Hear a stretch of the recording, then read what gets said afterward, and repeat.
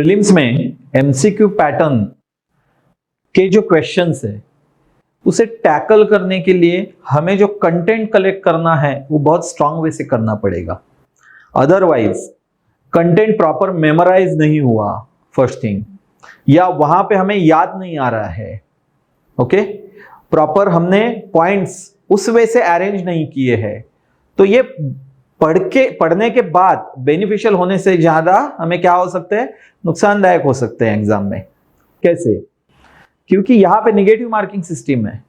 मुझे लग रहा है इसके लिए मैंने मार्क किया, मुझे लग रहा है ये है, मैंने कहीं पे तो पढ़ा था। सो ये चीजें वहां पे हमें नेगेटिव मार्किंग में लेके जा सकती है। सो हमें प्रॉपर फोकस चाहिए, और ये फोकस एग्जाम हॉल में जितना चाहिए उतना ही हमें ये कंटेंट जॉल डाउन करते वक्त, मतलब हमें इसका प्रॉपर रीडिंग करते वक्त और मेमोराइज करते वक्त हमें याद रखना चाहिए। सो इसके पहले के वीडियो में मैंने बताया है कि हमें कंटेंट रीड आउट कैसा करना है, नोट डाउन कैसा करना है।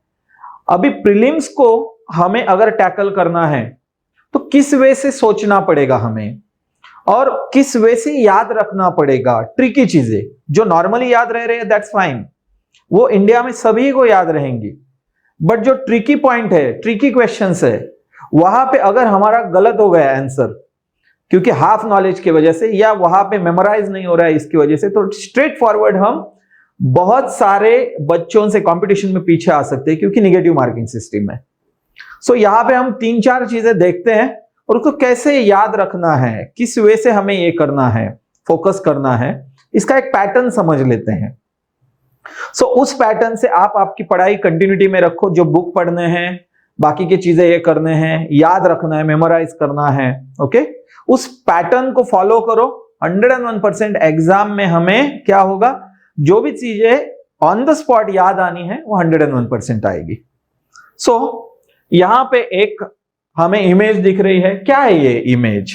बेसिकली ये इमेज क्या है, तो प्राइमरी कलर्स कौन से हमारे साइंस के एनसीईआरटी में दिया हुआ है कि 3 प्राइमरी कलर है। एक है रेड, ओके, एक है रेड कलर, दूसरा है ग्रीन और तीसरा है ब्लू। तो ये 3 क्या है? Red, green, blue, red, green and blue. These are primary colours, okay. और इनका मिलके क्या बन रहा है?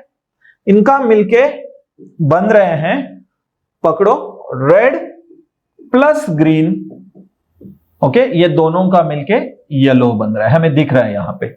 फिर भी मैं लिख रहा हूं, उसका रीजन क्या है ये आगे आएगा, okay.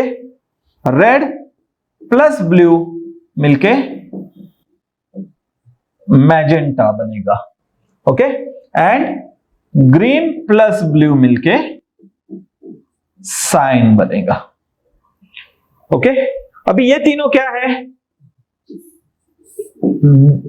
These 3 are called as composite colors. इसको composite color बोलते हैं। अभी इतने सारे फैक्ट्स हमारे सामने हैं, हम उसको याद कर रहे हैं। पहली फैक्ट याद रखनी पड़ेगी, क्वेश्चन आ सकता है, below given which are the primary colors। 1 2 3 देंगे, फिर 1 2 3 ऑप्शंस रहेंगे, उसको ये करो, लिखो, या नीचे दिए गए में से ग्रुप्स में से कौन से प्राइमरी कलर है, ओके। रेड, ग्रीन, ब्लू दिया होगा, ओके, ब्लू निकाल के येलो दिया होगा, दूसरा, ऐसे 4 ग्रुप दिए होंगे, उसमें से एक सर्च करना है। अदरवाइज उससे भी हार्ड क्वेश्चन रह सकता है, रेड और ग्रीन मिलके क्या बनता है, ग्रीन और ब्लू मिलके क्या बनता है, ओके, ब्लू और रेड मिलके क्या बनता है, ये क्वेश्चन हमें रह सकते। तो देखो कितने सारे फैक्ट्स हमें यहां पे याद रखने हैं।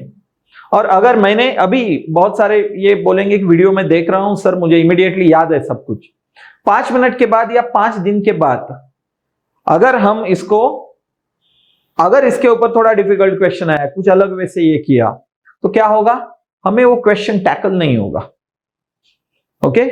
टैकल नहीं होगा, ठीक है, हमने अनमार्क्ड छोड़ दिया, फिर भी ठीक है, बट ये हाफ नॉलेज है, हमें लगेगा मुझे उसका आंसर आ रहा है, हम मार्क करेंगे और शायद वो गलत हो गया, हम नेगेटिव मार्किंग में पीछे चले जाएंगे। तो ये है डेटा हमारे पास, ये एग्जाम हॉल में इसके ऊपर प्रेशर नहीं देना है, इसको पहले से ही हमें क्या करके रखना है, इसको पहले से ही हमें सॉर्ट आउट करके रखना है। ओके, अभी ये सॉर्ट आउट हम कैसे करेंगे पहले से, तो इसको एक पैटर्न है कि कुछ चीजें न्यूमोनिक्स के वे से हमें ये करनी है। मैं ये बिना देखे हुए इमीडिएटली बोल सकता हूं कि क्या क्या है, तो ये मैं नहीं देख रहा हूं फिर भी मैं बोलता हूं, देखो रेड, ग्रीन और ब्लू, ये 3 प्राइमरी कलर है। ओके, और फिर बाकी के 3, तो इसके लिए मैंने एक पैटर्न बनाया है। फॉर एग्जांपल देखो ये 3 सर्कल्स है।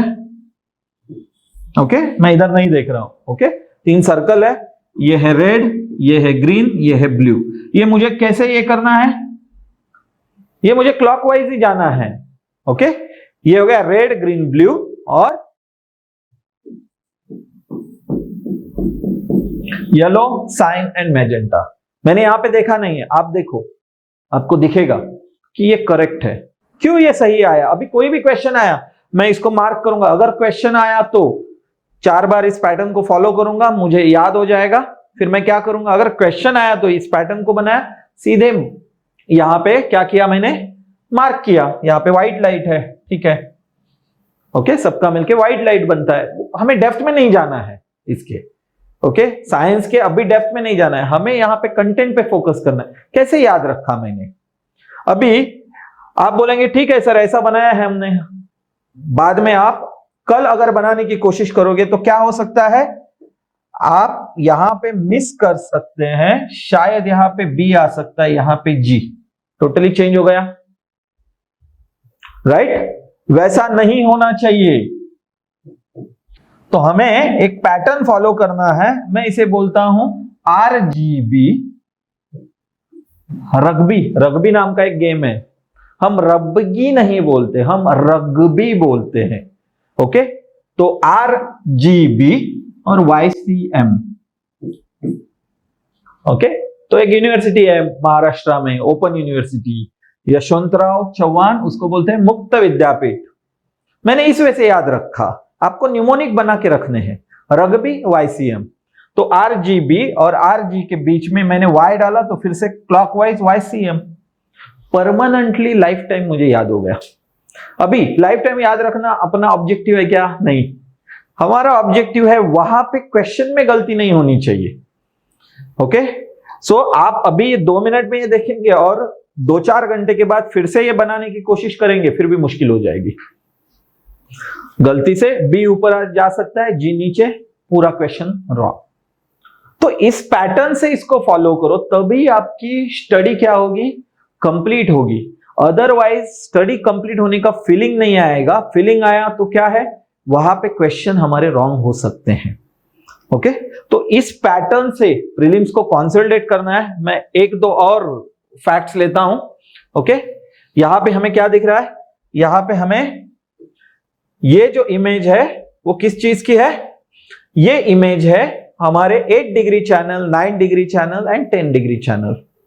तो अभी इसको कैसे, किस वे से हम याद रखेंगे, क्या है 8 डिग्री चैनल, तो ये 8 डिग्रीज नॉर्थ। ओके, जो लैटिट्यूड है वो है, ये 9 डिग्रीज है और ये 10 डिग्रीज है। तो हमें हमेशा क्वेश्चन बहुत बार आए हैं कि 10 डिग्रीज चैनल किस किस को डिवाइड करता है।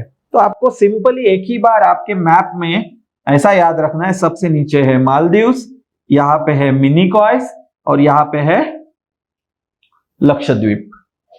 ओके, यहां अगर 0 डिग्री इक्वेटर है हमारे पास, तो 0 डिग्री से ऊपर जाते हुए पहला 8 आएगा, फिर क्या आएगा, 9 डिग्रीज आएगा।